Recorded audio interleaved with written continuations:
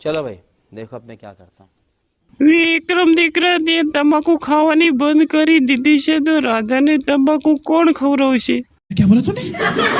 મુખી બાપા, મેં તંબાકુ ખાવાની બંધ કરી દીધી છે પણ વિમલ ખાવાની ચાલુ કરી છે અને હું હવે રાધાને વિમલ ખવડાવીશ. ये बड़ी अच्छी बात कही आप. હે વિક્રમ, કાલથી તમાકુ ખાવાની ચાલુ કરી દેજે. તું તમાકુ નહીં ખાય તો રાધાને તમાકુ કોણ ખવડાવશે? ए चुप है.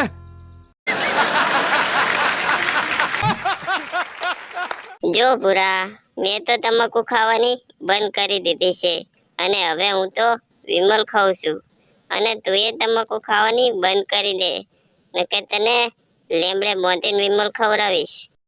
मस्त प्लान है. રાધા દીકરી, હવે તને વિક્રમ તંબાકુ ખવડાવવા નહીં આવે. હવે વિક્રમે વિમલ ખાવાની ચાલુ કરી છે. बात तो सही है.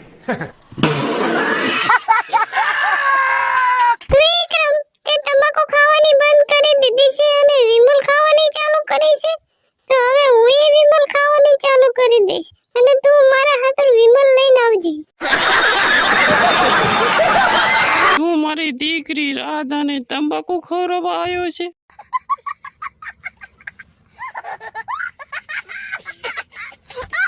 મારી દીકરી રાધાએ તંબાકુ ખાવાની બંધ કરી દીધી છે. હવે તો એ વિમલ ખાય છે. अच्छा हमको सिखा रिया है.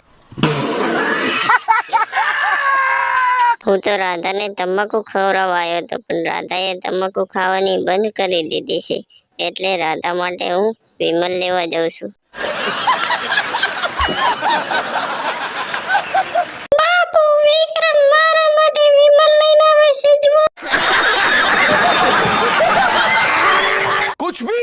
રાધા દીકરી, વિક્રમ તારા માટે વિમલ નહીં પણ તમાકુ લઈને આવ્યો છે. જો આપણે મુખીના ખેતરમાં ઝાર વાઢવા જવાનું છે અને મુખીએ આપણને ઝાર વાઢવા માટે ઇનામ પણ રાખ્યું છે.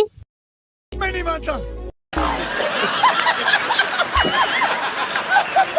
રાધા, મુખીના ખેતરમાં ઝાર વાઢવામાં ઇનામ રાખ્યું છે તો હું જરૂર આવીશ અને ઝાર વાઢીને પહેલો નંબર લઈને ઇનામ લઈને આવીશ.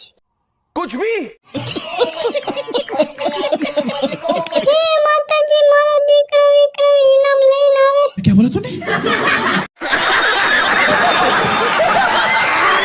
માં, હું મુખીના ખેતરમાં ઝાર વાઢવા ગયો હતો અને મુખીના ખેતરમાં ઝાર વાઢીને પહેલા નંબરે આવીને ઇનામ લઈને આવ્યો છું. માં, दया, कुछ न कुछ तो गड़बड़ जरूर है.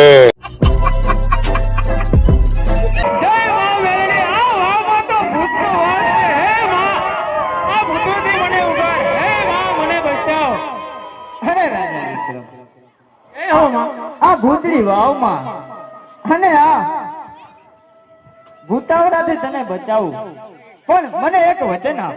એ માં, મારું વચન છે જે તમે માંગો એ હું આપીશ. અરે દીકરા, ભલે તારું આ વચન તે મને આપ્યું, તું યાદ રાખજે. ભલે માં, બહુ સારું.